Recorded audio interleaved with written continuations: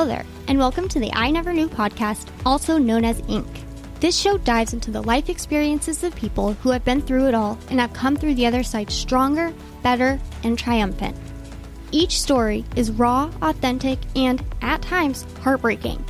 One thing joins it all together: the fact that the stories can help the listener learn and grow. Hosted by life coach Maureen, she sits down each episode with a new guest who will empower the listener to set out on their self-discovery journey and start to heal. Now you'll be joined by Maureen and her special guest. Please enjoy the show.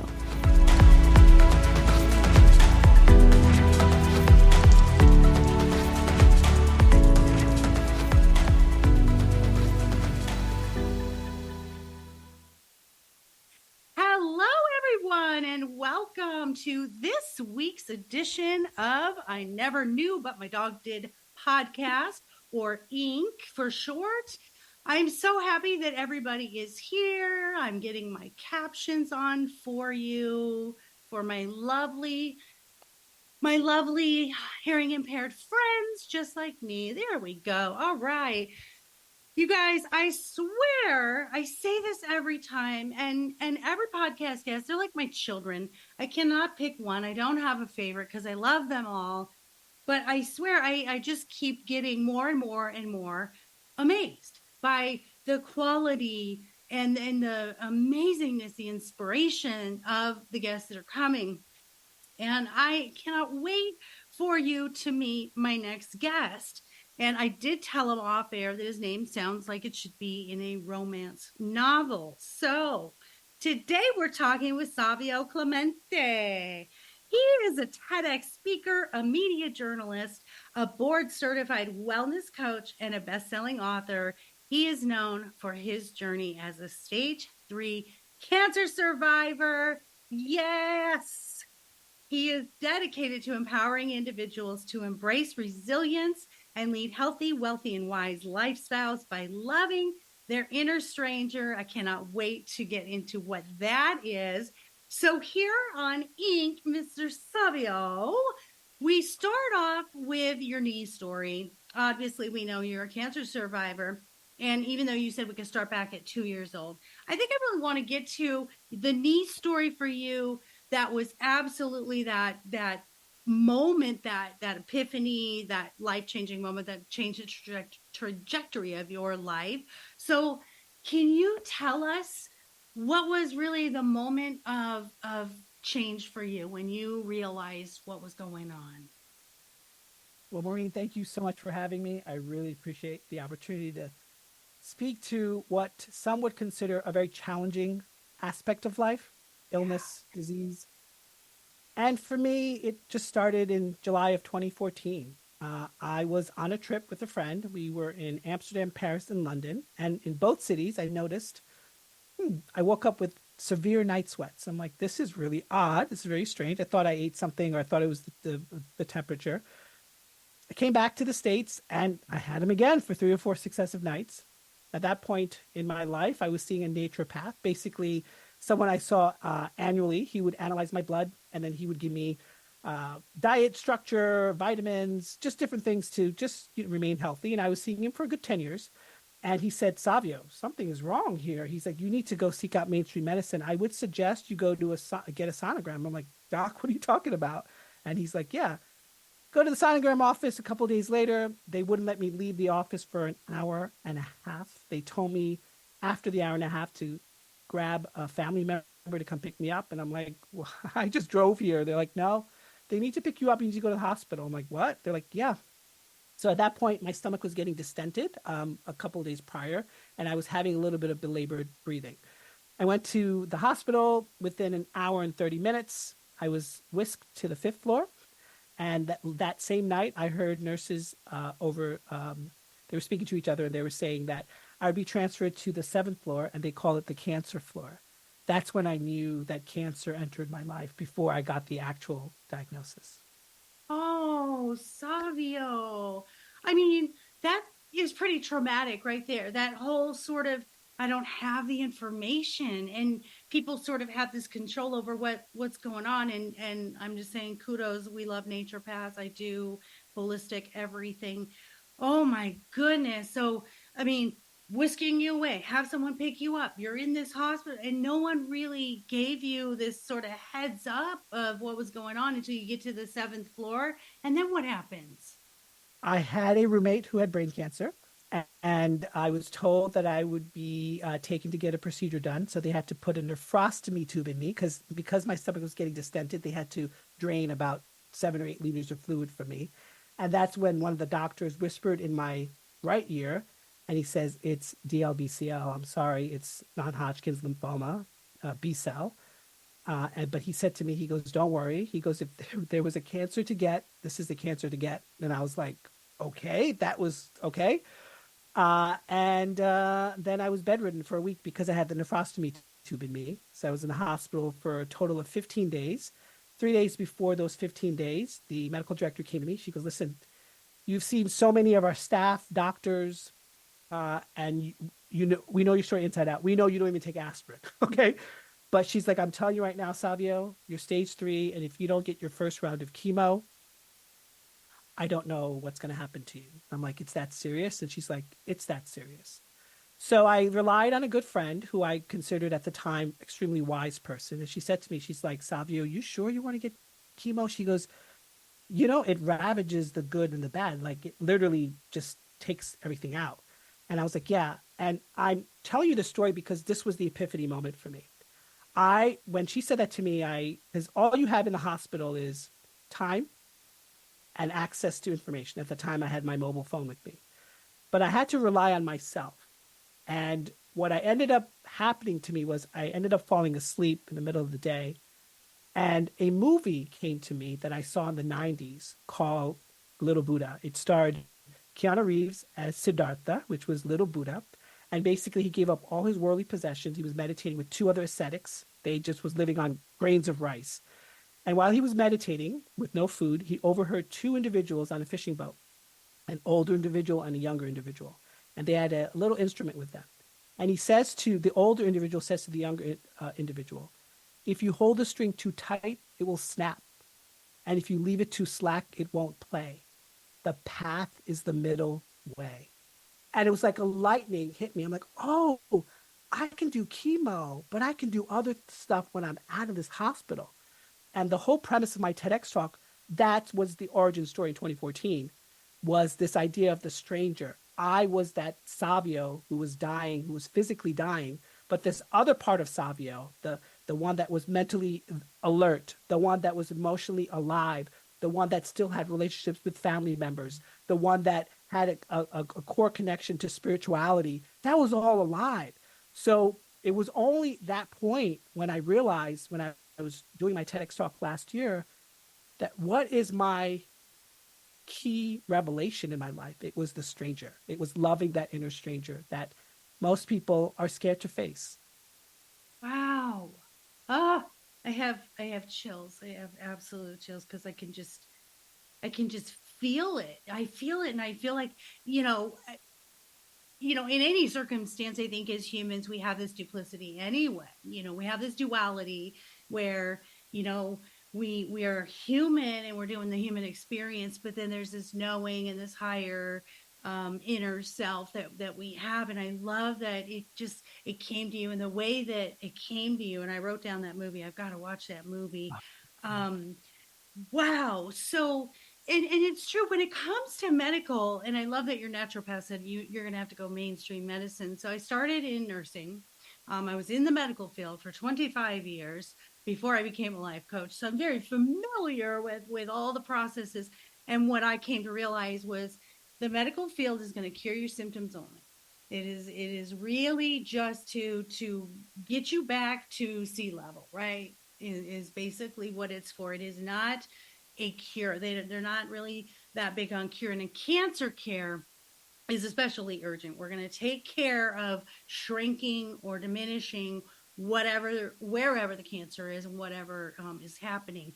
So the stranger, what did the stranger part of you tell you? Because we know you can't do holistic for cancer at this point. We don't have that cure yet. So we do have to go to that chemo place. But what were the sort of things that got married to help you on both sides of it. Tell us about that when you had that epiphany. I love that the fact that you mentioned your medical background, because I often tell people cancer is a physical thing that happened to you. Doctors, I don't care what kind of doctor, holistic, otherwise, it cures or helps you cure, helps you alleviate the pain when it comes to a physical thing like cancer. And I often say it's controversial, but it's not like Dr. Oz, the celebrity doctor, but it's this idea of that we allay all our power to this great and powerful doctor, this Oz in our life. But the doctor only handles one aspect of life. It doesn't handle the rest. That's our job. We got to do the inside work. We got to unravel, unearth, have those conversations. And so for me, that inner stranger, truthfully, was shame. Shame. I felt shame that I maybe caused this, that I'm not going to live up to the expectations of family members, the expectations of myself. And also, it really allowed me to be vulnerable. For the first time in my life, I had to rely on external people to take care of my physical being. I was a super independent person. I traveled to Australia when I was like in my early 20s by myself on a plane. I did that stuff. That was just me. And that was the stranger for me, coming to terms with those aspects that some people take for granted, some people don't want to see. And so for me, I challenge people. I made that word vague on purpose, loving your inner stranger, because it means so many things. Someone else mentioned to me this idea that for them, the inner stranger is that person or aspect of self that they don't want to see because it's too big of a dream for them, that they don't think they can ever reach it. And so I often tell people all the time that this kind of stuff that happens to you, no matter what happens to you, it's our response to what happens to you. Because there's a lot of people there's a lot of experts out there who know a lot of things, but no one can tell you the real cause of the effect of why you have said malady, especially something as horrible as cancer. But at the end of the day, and it was echoed because I had to get a bone marrow aspiration. And two of the doctors came to me and they're like, listen, just let you know, these things are extremely painful. People spit on us, kick us, say expletives. So we're ready for it. I'm like, okay. So they're doing it on me. I'm sweating profusely, and that's it. And they come out. They're like, wait, we've done so many of these. You didn't do anything. And I looked at them and I said, what am I supposed to do? Crumble here? Is that going to make your job easier? No. Is that going to make my job easier? No. I'm here to get healing. So I need to do whatever I need to do to make sure I live in that energy. And so that's what I chose to do. Well, and I love that they gave you also that freedom. I love that they were like, don't worry about it. However, because we don't know how we're going to react. None of us knows how we're going to react to that kind of news and all of those procedures. And it's so confusing when you do have cancer. You don't know what's going on. Anybody who's had anything, I mean, from appendicitis to whatever, if you're not familiar with the medical terminology and procedures, thank God I know so much about medical that when I go to have something done, I've got this. But my husband cracks up because I'll just ramble something off. He's like, yeah, I don't know what that is. And I'm like, sorry, because it just becomes this normal language. I worked in an ER trauma center, so all that was very familiar. But I really love that sort of having that warning too. I think mindset is everything, and you're a very, very strong-willed, strong-minded man who said, "I'm resilient. I'm gonna do this. I'm gonna handle this." And it's so funny because look at this. I just wrote this down. I'm doing a summit on life after divorce for women. And I wrote this down. And I don't know if you guys can see this. Don't focus on why, but understand what. And you literally just like, that must have been like for you. Because at that moment, you can't ask why this happened to me. You ask, what can I do to heal from this? And that just is so funny that that's on that sticky note before I even meet you. I mean, I do not believe in coincidences. I am a medium, a spirit guide medium, so I know when they need to tell you something.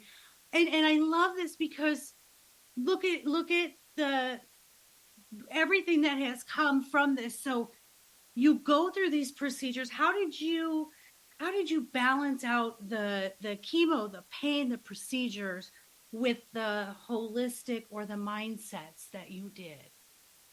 Yeah. And this is going to be controversial as well, but I left the hospital after 15 days. I had my first round 3 days before I left. I had 5 other successive rounds every 3 weeks. I had something called RCHOP.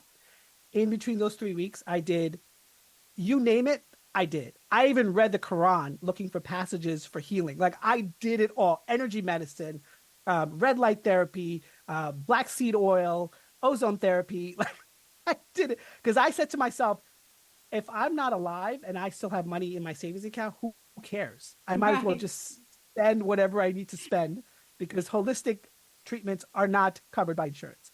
And I didn't really tell my oncologist because at the time in 2014, I believed in full body autonomy and it's my choice and my decision on what I need to do. I didn't want it to dissuade me in any way because I felt he was that strong of an energy to dissuade me because they're about protocol. Because I'll be honest, after the third RCHOP therapy, I felt something in me change. But he's like, I didn't tell him to stop, but I said, he goes, no, we got to go through the whole protocol. He's like, it's great, you feel okay. But he's like, and I think it was the integrative modalities. They helped me stave off some of the negative side effects. Yeah, I lost my hair. Now it's a badge of courage, and I love it because it saves me so much time. And people say it actually looks good on me. So I'm so happy about that. I had a little bit of neuropathy in my fingers and my toes, but my appetite was great. When I left the hospital, I lost 12 pounds in 15 days. My mom looked at me. She's like, no, we got to reverse this immediately. So I was like a little kid again, which was quite interesting. I was working out 6 days a week. I was doing spinning. I was doing strength training.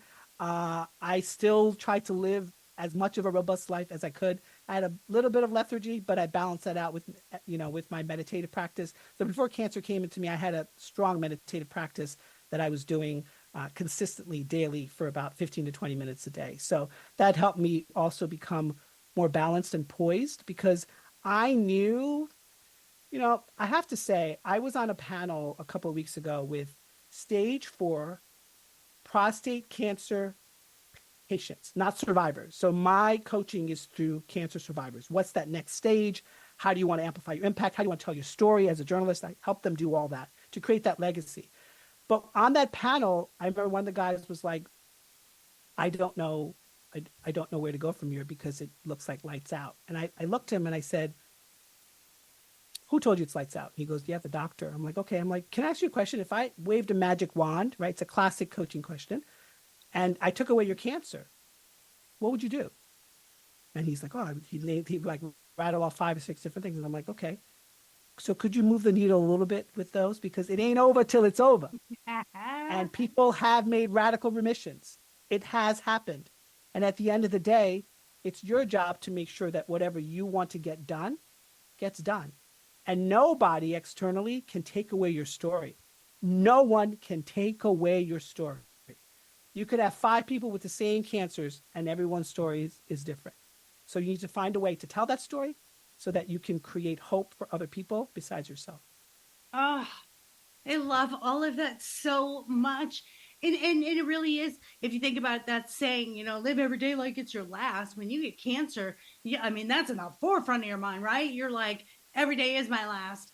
And I love that you said that, who told you it's lights out? Because sadly, fear runs a lot of us. And especially when it comes to physical and health, you think, I have no control. We talk about mental health. Oh, you have control over your thoughts and your mindsets. But when it comes to physical health, you're like, I have no control over this. It's the whole body that you did that said, I'm going to do what I can to have the doctors take care of the physical. And I'm still going to make decisions if I even want all of that. I know I'm going to need some of that. But then you said, and I'm like you, I research everything. I'm spraying magnesium oil on the bottom of my feet at night. I got the castor oil in the belly button. Like I've got 12 or 15 pills every day, supplements, no prescriptions. Well, maybe one, high cholesterol. But I love that this is what everybody needs to hear. This is why your TEDx is so important. And I want everybody to go, please go give him views on that TEDx talk, because this is the idea. Everything in life is balance, everything in moderation, everything give it a try, every single little thing a try, because you never know. And look at you, Savio. It was clear to you. Your body indicated something.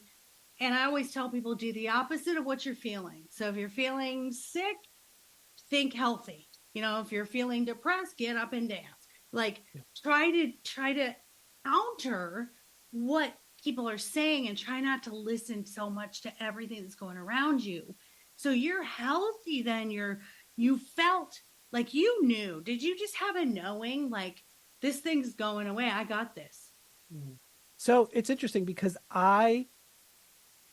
in 2014, and still do to some degree, I believe in a lot of things. I think there's mystery everywhere. And to some degree, I would consider myself woo-woo to some degree. But I'm also has this other aspect of myself that's like super like realistic and grounded. And even though literally everybody, my family members, my friends, oh, you got this. It's wonderful. And I loved their support. And I think it's beautiful. But I also felt pressure from it. So what I decided to do, Maureen, was to say to myself, I will do every possible thing that I've gleaned, learned, experienced, failed at, been successful at. I'll do everything to meet this moment, to meet this opportunity, to meet this pain, and turn it into some type of purpose. And so for me, after 6 rounds of RCHOP and all those integrated modalities, 4.5 months came since my diagnosis. I remember 5 days before Christmas, and I said, okay, I did everything I could possibly do here. If I still have it, then I have to deal with it. And he ended up giving me my remission status. And this past December of 2023, it's been 9 years in remission. I get scans every year. I don't have to, but I choose to, because for me, that makes me feel good. Although scan anxiety is a real thing, no matter what number of years in remission you are, it is a real thing, and I have to deal with that myself. But I have clients that deal with it as well, and it's just a matter of just accepting what you can control and what you can't control. You cannot control a test. A test is a test. You cannot control that. You can control, like you said, how you're thinking, how you're feeling. And now we have resources and tools in order to shape and firm those things up so that people don't feel all alone. Yes. So as much as I had confidence in my ability to know that I could overcome it, but I also live in the possibility of there's so many things in life we can't control. We just can't control them. So I said, I leave it up to a higher power than myself. Whatever that higher power is called or is, that's what I decided to do. And it's so relieving that way, to just release yourself of that burden. Because what do they say? Worrying today steals the joy of tomorrow. And, and all those cliches that people say. But, as far as the fear of that, once you've experienced that, there is no doubt. I had cervical cancer, and every year that PAP, I'm not gonna lie, I put it off. There's just that. I just don't want to know. There's always a biopsy, even if it's not cancer again. There's always a dang biopsy. It is real, but I agree with you that, when they say life is 10% what happens to you and 90% of what happens to you and 10% of how you react. And what I remember thinking a lot of times whenever I had struggle in my life was, the outcome is already determined. Like, what I do from this point till the outcome can bring me joy, or can like cripple me into anxiety and depression and sadness and go into the covers. And so I really learned how to say the outcome is the same. And if I think about it 24/7 and obsess about it, I'm bringing more energy to something I don't want. How many times have we listeners, have you had an experience where something turned out really good and in your favor? Like, I know a lot of people, court is like a big deal for people, because you do not feel like you have any control over court, whether it's custody or, you're fighting a speeding ticket or whatever. And you worry. And then you get to court and they're like, yeah, no problem. You're fine. You get what you want. And And you tell yourself, gosh, why did I worry about it? Why did I waste so much time stressing over that thing? And so you are a shining example of saying, you know what? If I do get it again, if I'm not in remission, I'll deal with it again. And I think knowledge is absolute power. But congratulations on 9 years. And I'm just going to say this, you're going to have 90 years of remission, Oh, because I do believe these experiences, when we take them and we make something big out of them, I feel like I don't regret things that I had gone through that were hard. Because, first of all, I always say I was brave enough to be chosen to do this, I was strong enough. Universe, God, spirit knew I could handle it. B, I asked for it because I needed to grow. I needed the essence of my soul to be more wise in this life, whatever it was I needed. And so it's so much easier now when I look at those experiences. Do you feel that way too, where you're like, my gosh, I wouldn't have had a TED talk if I didn't do this? I wouldn't be able to help all these people. I wouldn't be able to sit down with all of those cancer patients on a summit and say, there's hope. What do you think of why you experienced it, and do you have gratitude now, as crazy as that sounds? On the panel, we talked about this idea of blessings. And I said to them, I don't know if I would ever verbally say that cancer was a blessing in my life, because it's a very, very filled and controversial type of word to say. But I will say this. I graduated with computer science information systems background. I worked for .coms. The .com crash happened to me in my life. I did project management. I did web producing. Then I started a business with 3 other individuals, a production company that failed. And that was part of the cancer journey as well, because there was a whole bunch of emotions in that turmoil that I just didn't want to face. I didn't have the courage to face, to say that it's over, or to say that I needed to move on. But whatever the cause of the effect of all that was, I do know one thing, and it took me 5 years. So I waited 5 years until I hit remission to do this whole life change, because I wanted to make sure that even though it's not a guarantee after 5 years, it's less likely to occur or likely to resurface. It wouldn't have opened these doors. I ended up becoming a board certified wellness coach that serves the cancer survivor community. What? I was always a writer. I pitched an idea to my editor about doing a series on cancer survivorship, and he thought of a great title, I Survived Cancer. Here's how I did it. At this point to date, I've interviewed 200 cancer survivors, different walks of life, different types of cancers. I asked them this one question: if cancer had a message for you, what would that be? And they all like, what? Because they're all ready to talk about how cancer happened, what happened, but they didn't think about what happened internally with cancer. What is cancer trying to show you? I wouldn't have been able to write a best-selling book, which basically was a compilation of those interviews and told my own story.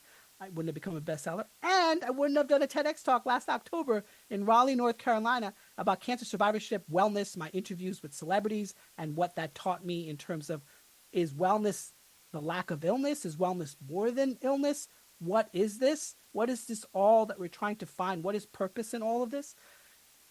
So it's a loaded question, but it's a question that I really have to come to terms with, because when we reflect back on something, we understand the purpose. But when we're in the process, we're like, this maze is too damn hard.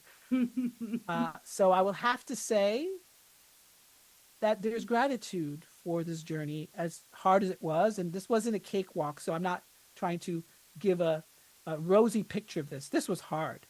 But I also knew, Maureen, that it was my cross to bear. Like, my dad was like, do you want me to come to you for the chemo? And I'm like, Dad, you staring at me for 5 hours while I'm getting chemo is not going to make me good. It's not going to make me feel good at all. But he would pick me up. My mom cooking me food, like that was odd as an adult, but okay. So I had to rely on those individuals. But I knew, for me, like you said, whatever the purpose of this was, whatever spirit or soul or growth, or it was my cross to bear. I knew that from the guts of my being, that I had to find a way through the maze, find a way out. And then when I came out of it, and of course it's not always a home run because cancer can resurface, I knew I had to show people or illuminate some pathways towards that. Because I believe that cancer happens to you, but you're more than your disease. that these stuff happened to you, but that you can be more than that. You can create a business from this. You can tell your story. You can live that new version of yourself. You can amplify your impact. You can help others, however that is. And I know that's my new mission. And I'm going gung ho with it. And I've been fortunate because there's been some wonderful things. Like a couple of weeks ago, I covered the red carpet at the Oscars. Hello, it's like beautiful moments like that. I was in India covering a wellness experience with National Geographic because I do a lot of work for National Geographic. And I was covering 8 cities for 15 days in India. Hello. With that, I interviewed Venus Williams and Ice-T and Deborah Messing and Carson Cret. Would that have happened? No. So it's because I allowed myself to go through it and to know that there was a vision for me outside of this, even though I didn't know where that vision would lead me. Is probably the one thing that I tell all my clients is that we don't know what the end of the story is, but we do know how we can choose to write the chapters.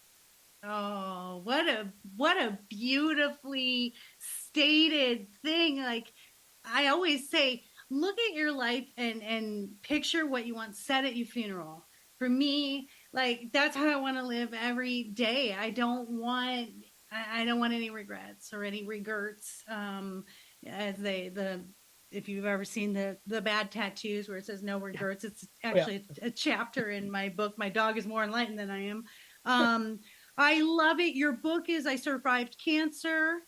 And here is how I did it. 35 cancer survivors share their journey. How fun was that to compile all of that? And my gosh, I can't wait to read that because having that perspective from 35 people who've lived it that's priceless. That's not like a doctor writing a book or, even just one person, which yours would be impactful too.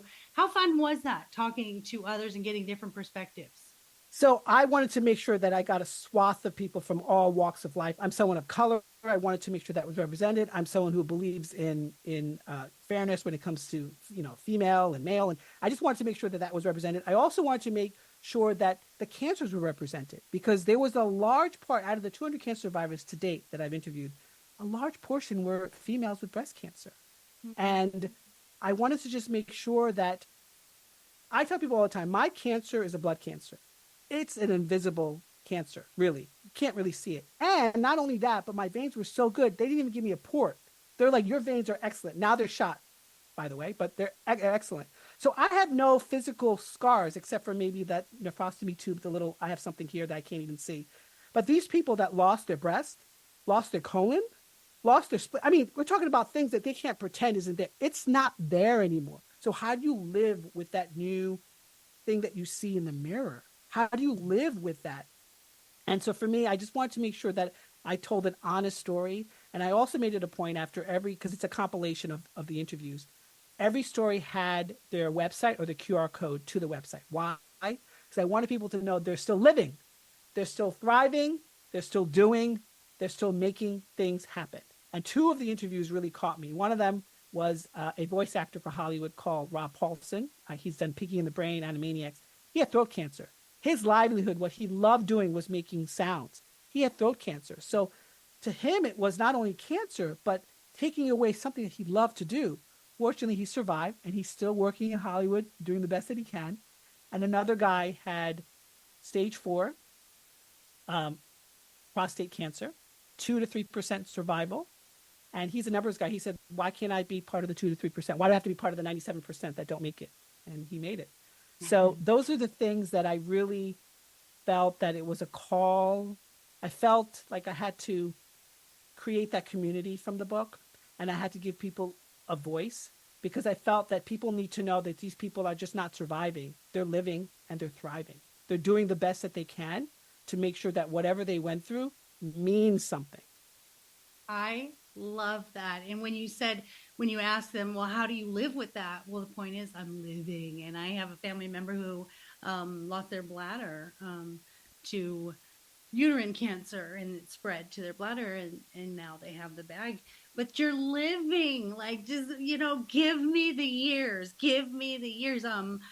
being hearing impaired, I'm not going to end my life because I can't hear things. I'm going to find a way to thrive, not just survive, but thrive with whatever it is. And that's the message that you sent. And I love that so much. Everyone, his website for his speaking engagements and his wellness resources and information about his coaching. I'm assuming your book link, I hope, is on there too. I'm going to go get the book. And as a fellow author, I just want to say this. Please go leave a review. We love review. We have to have reviews. It's what brings our books visible. And, you know, we're not millionaires from book sales. I'm just saying that is a misconception unless you are a Kardashian with a multi-million-dollar PR firm helping you be a New York bestseller. It doesn't work like that in the real world as a self-published author. So he is at savioclemente.com. I will have all of his links. I'll have his book as well in the show notes. You are just a shining star to me. Like, you don't need hair because you just, you know, you have just that aura around you that just shines. And I love your resilience. I love everything about you. I feel so synchronized with you in our beliefs of how to live this life. And it's a beautiful, beautiful life. And we talk about heavy things. And so I'm starting a new segment today with you as my very first guinea pig on this segment. So this segment is called Sorry, Not Sorry. I want to know your most annoying habit. So before I got on with you, I walked into my husband's office and I said, "Hey, hon, what's my most annoying habit?" And bless his heart, he couldn't think of anything. And I said, "I know it's really hard because I'm as close to perfect as possible." And he laughed. But he goes, "I don't think like that." He really doesn't. He doesn't look at my negative stuff. And I said, "Okay, I'm super ADHD. What's something of my ADHD that annoys you?" And he goes, "That you take a 1-minute story and turn it into a 20-minute story." Hello, that's why I thrive as a podcast host, right? I mean, yeah.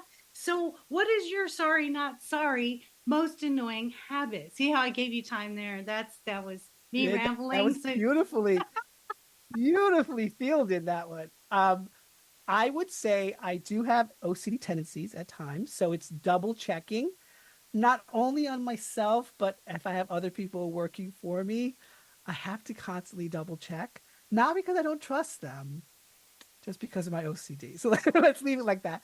I can't say that I'm a perfectionist. Maybe I do feel that I am, but I will say that there are times when I have to just make sure, and it just eats up a lot of my mental acuity. I don't like being that way, but it's part of my habitual pattern.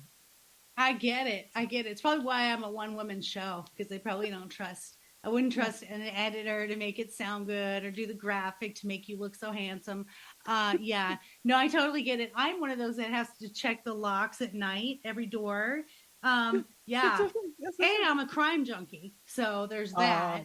Oh my God. Wait, no. We have to talk about the crime thing, because so before COVID, I was obsessed with the ID channel. It got so bad, Maureen, that I had to stop I literally had to stop watching it, because I was like, everyone around me, I was like, wait, what are they doing at night? What, you know, and I would watch this crazy show on Fridays called like Murder Some Women or something. It was crazy. And it was like the craziest stories. But this really happened. Like, this one woman poisoned her husband, almost poisoned her son for money. And I'm like, what is going on in this world? Like, it's crazy. So I hear you on that, but I'm a recovering I can tell you, yes, I pay for the monthly ID, investigation discovery. There is not a show that I haven't seen. You know, Fear Thy Neighbor, that's a really good one. So, oh yeah, I mean, the neighbors. I'm like, I'm really nice to my neighbors. Or Snapped, or Who Did I Marry? Yes. There's not a crime podcast I have not listened to. And now I have really crossed the line to where now I pay Patreon to get these subscriber episodes, because I've listened to all of the free ones. Now I'm like, oh man, no, I gotta get this one. Obscure is one of my favorites. Let's see. I literally, my duplicity is I love this side, the woo woo, and I love positivity. Yeah. But the other side of me, the other Marine, so there's the other stranger Marine, really loves. And for me, I think it's just my intrigue about psychology. I mean, I have all this 100%. psychology behind me. I have a modern applied psychology diploma. Like, I'm fascinated with the signs. And that's my favorite one where it says, evil lives here. Oh, Yes. that one. Yep. I saw that one. Yep. I'm seriously, it was really bad that I was like, I can't function in society. I have to stop watching this. I'm like, and thank heavens I did it before COVID, because like I would have been a complete recluse. Like I would have been like not leaving my home for nothing. I would have been like, no, you're delivering my groceries. Oh no, I don't trust what you did with my groceries when you delivered it. I don't trust it. So I No, I'm telling you, my poor husband. No, and what's see, you got to that point, but then you had to push a little further where I'm at, where it's relaxing. Like I can't, like in between podcasts, I got to go listen to one of my murder podcasts because it's relaxing for me. So I literally like, I love it. And I mean, good luck anybody out there trying to kidnap me or murder me or whatever, because I told my husband, I was like, you guys better check under my fingernails. I'm pulling my hair out along the way so the dogs can smell the path of where I'm at. I said, just know. And no windows open at night. Like, I don't care what anybody said. We will shut them. But were you also the type, and I did this often, where I would like look at the master plan of like what transpired, and I'm like, what the hell? Like that was so poorly executed. It could have been a lot better. Like that's why, like, I don't know if you remember the show Medium on NBC. I loved it because like I literally thought it was genius writing. I was like, oh, I didn't even put. Oh, that was great. Oh, that surprised me. But I'm like, are these people like for real? Like, if you're gonna do these crazy things in life, be a little smarter about it. Like seriously, smarter about it. Oh, there's a new one. God, I could talk about true crime forever. That's what I'm saying. I need to like do a true crime podcast too. And I'm always like looking for guests who like survived crime. So send them my way. Anybody who has survived any type of crime or someone in your family, you know, has come my way, because that's a resilience thing. When you overcome something traumatic like that, there is a new show that I've been watching called The Perfect Murder. And these are the ones that where they almost get away with it. But I mean, and years and years and years, we're talking like they don't get them till like 30 years later. So they're really close. But then you've got the dumb ones where it's like, dude, like you're caught. First of all, the other thing, cameras. Okay. See No Evil. There's a show. Yes. They have crime centers where they have cameras all over your cities, and they can watch a crime as it's happening now. And they communicate with all the different departments, which to get away with a crime now today, you're just not going to, because your cell phone's going to ping. There's a camera somewhere. Someone's Ring camera is going to catch you. A commercial camera. Can't do it. Yeah, okay, so you know when the earthquake happened, right? I was shocked because I go on TikTok for research. Like I like the algorithm, and I know there's controversy with the algorithm, but the algorithm for me feeds me really interesting information, like really great. But the thing I was shocked about with the earthquake happening in New York, everyone had a camera inside their living room. I'm like, how do people have a camera inside your living like that? I don't even know that's like a thing. I don't think I would even want that. But there was all these people showing these videos of what had happened, and I'm like, when did people start having cameras inside their living room? Like, what's going on? I'm joking. I am so disappointed in you. I have a camera upstairs. I have a camera downstairs in the living room. I have a camera in the backyard that shows everything. I have a camera on the garage, and I have a camera at the front door. So ain't nobody getting in Fort Knox, Scanlon here. There's no true crime happening at your place. And my city is like even remotely dangerous. I mean, I think there was like maybe a couple of break-ins like last year. I live in Pflugerville, Texas, which I call I call lovingly Whoville. It's just, we don't have that stuff going on. We have a it's a small 60,000 people town, and everybody knows everybody. We have like the most diverse neighborhood. I freaking love it. I have Chinese neighbors on one side, and I have Mexican neighbors on the other side, and I have African Americans across the street. Like, I freaking love my neighborhood because we are all just loving each other and Like coexisting. like every week, let's do a potluck, guys. Every week we'll come to Serious. each other's homes and we'll get some food. I'm serious. I'm handing out lilies at Easter to all my neighbors. I'm like, here, I love it. I love you I love it. guys.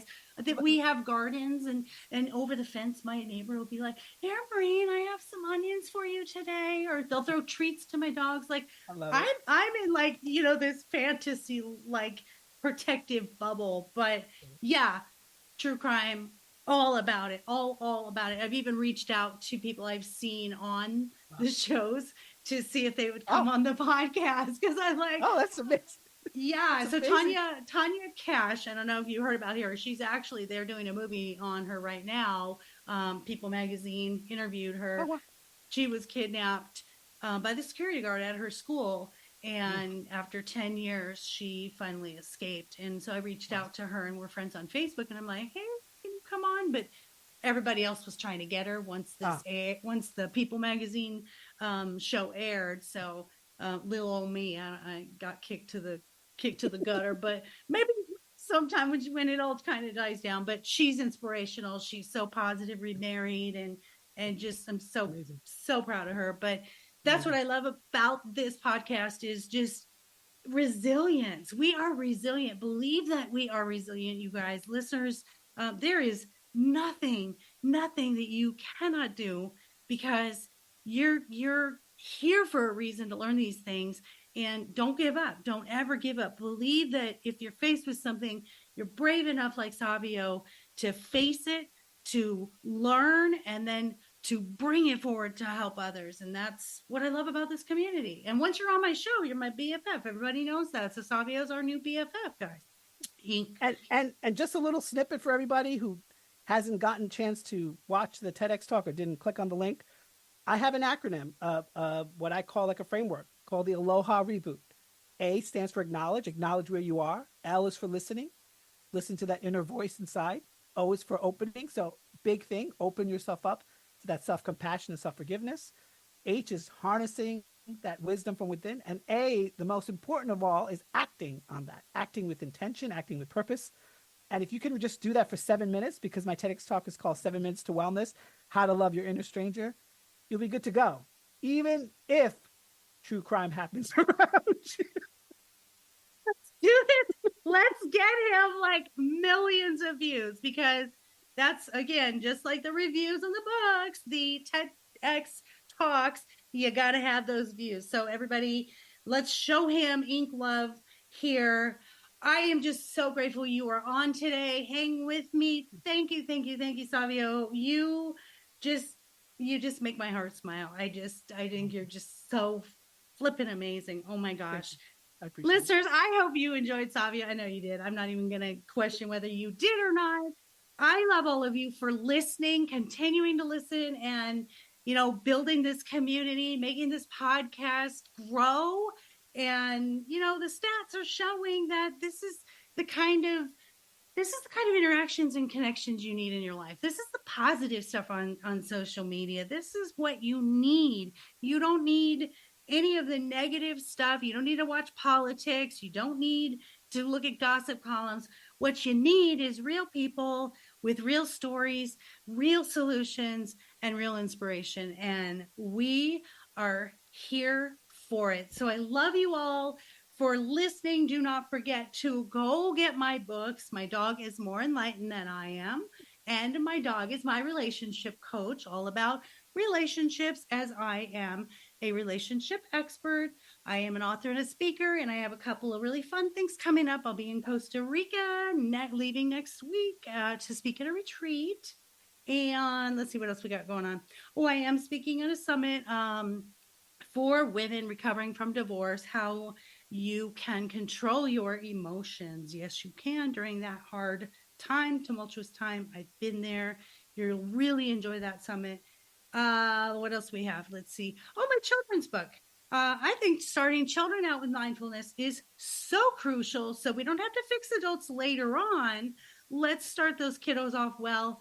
My book, My Dog Bexley is Just Like Me, is just recently published a couple months ago, and it teaches children Emotions are good. It's okay to be scared. It's okay to take care of yourself. Self-care is important.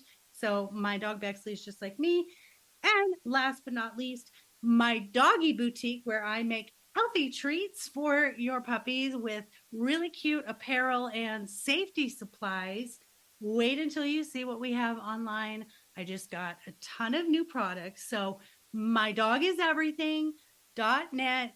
Order it. We'll ship that out to you same day, and do something good for your puppy, because puppies are unconditional and they do not commit crimes. In fact, they deter crime. Did you know that? Fun fact. And they do also detect cancer. So another fun fact, there is nothing bad about a dog. I'm just saying, as you can see, dogs are my life. I love them. I love them. I love them. And we need to live more like they do. So with that being said, enough small talk. I love you all. Thank you for listening. Be sure to take care of yourselves. Take care of each other. Please, most of all, take care of those furry babies and make sure that you adopt. And do not shop, because there are plenty of doggies and kitties out there in the shelters that need a forever home, and they will pick you. I promise you that. So love you all. Until next week. Mwah.